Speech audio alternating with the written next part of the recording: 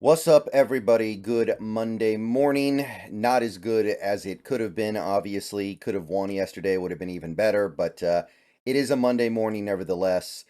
And even though the Seahawks suffered a tough loss yesterday, a game that came down to the wire, came down to the final minute, it's trivially easy to find the little points here and there where something could have gone slightly better to win that game.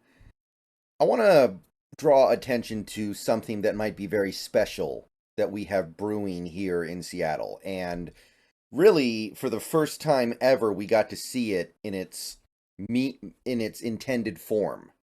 So I want to talk a little bit about the secondary.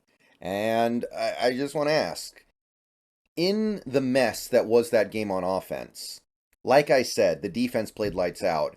And I really want to draw attention to the secondary because the secondary was, after the first two drives by the Bengals, doing some absolutely incredible things.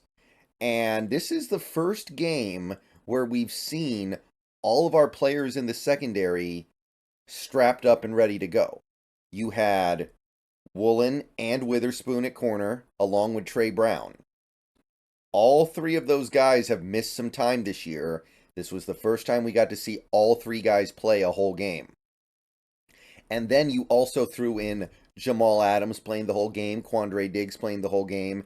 And I didn't see a lot of Julian Love out there on defense, but you could throw him in there as well.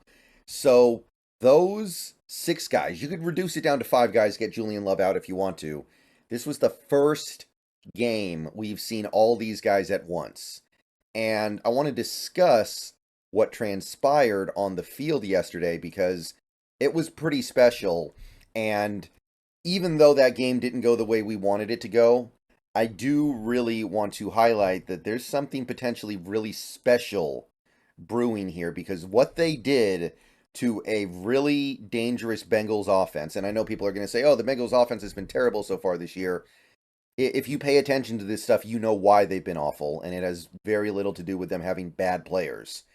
So, Joe Burrow had a pretty remarkable run these last couple of years as the Bengals quarterback.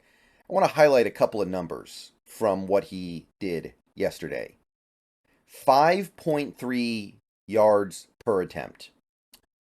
Joe Burrow had 5.3 yards per attempt. And he had adjusted yards per attempt 5.14. The adjusted yards per attempt is a calculation that are made accounting for things like touchdowns and sacks and interceptions. So basically, it's trying to get a more accurate picture of what your meaningful adjusted yards per attempt were. So 5.14. So both numbers are very similar. 5.3, 5.3, 5.14, very similar both ways. I want to look at the recent history of Joe Burrow. How often does he have a game like that? Because remember, it's not just Joe Burrow. It's Joe Burrow throwing to Jamar Chase, T. Higgins, and Tyler Boyd, the most dangerous receiver core in football. So you go back to last year and you take a look at Joe Burrow game by game. 2022, a year where Joe Burrow played very well, made the playoffs, won a couple playoff games, almost made another Super Bowl. Bengals had a very good season. How often did Joe Burrow have a game where he averaged less than 5.3 yards per attempt? You won't find any of those games in September or October or November. You have to get all the way down to December, and you can actually find two games. He had 5.13 yards per attempt against Tampa Bay. By the way, a game he still threw 4 touchdowns and put up 34 points, easily beating Tampa Bay. And he had a game in week 18, the final week of the season, final game of the year, 5.12 yards per attempt. And again, the Bengals still won this game relatively easily, putting up 27 points. So those are two games that Burrow played last year where his yards per attempt were down. And 2021, you go back to the previous year before that, how often did he have a game where he had less than 5.3 yards per attempt? Again, you got to go all the way towards the end of the season here, late November.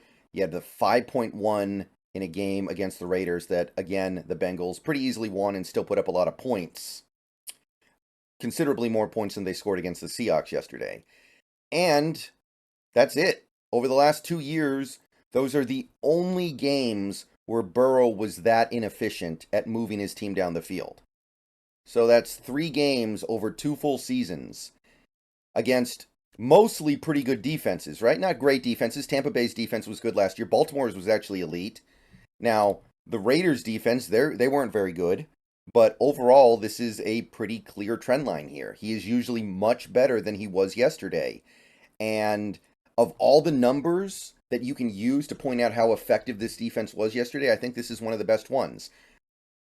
Burrow is rarely that inefficient throwing the ball, and he was that inefficient yesterday against the Seattle Seahawks.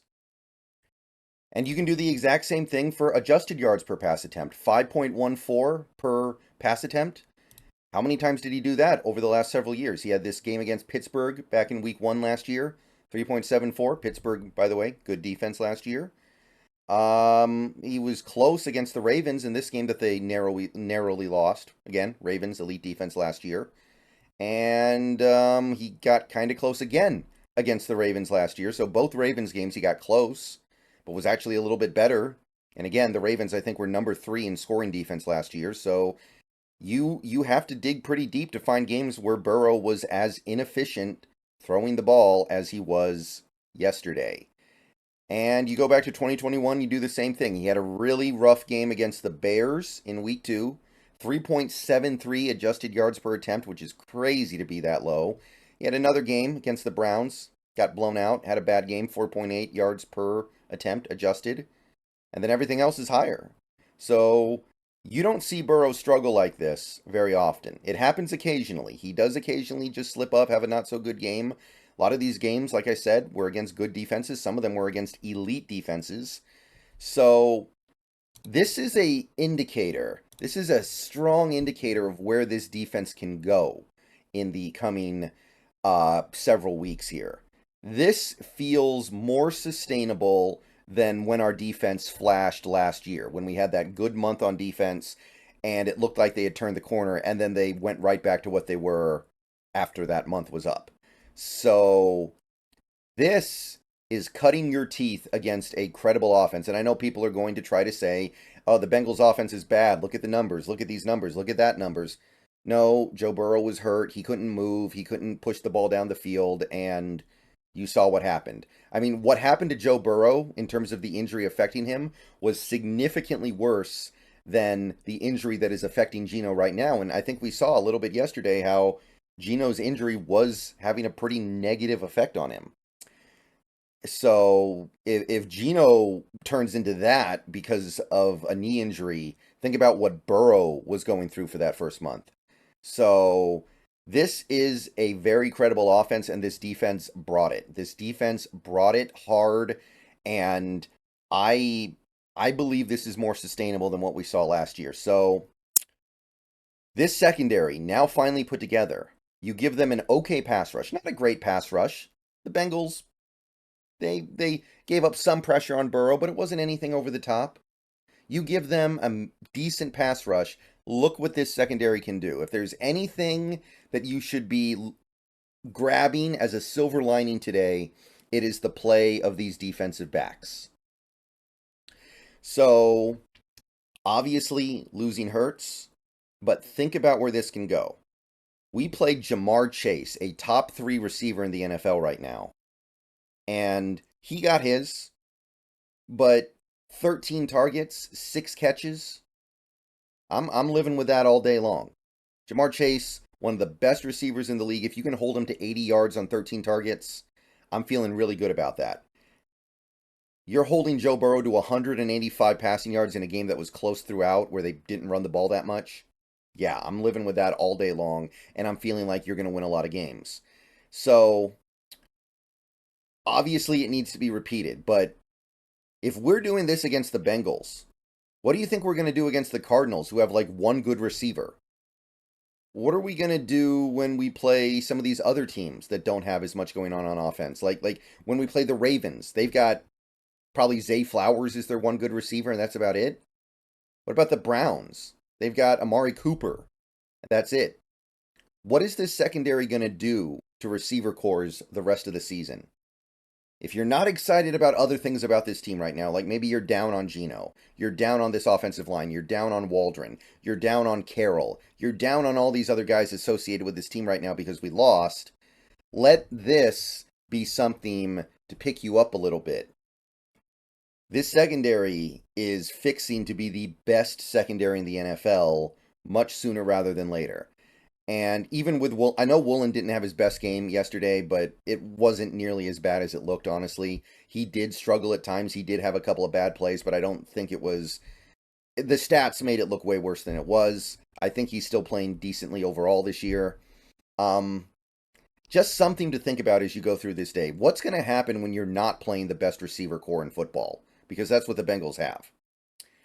All right, so I'm going to go ahead and get out of here, but I want to start the week off on a good note here. And the team, even though they lost, gave me some good notes to hit.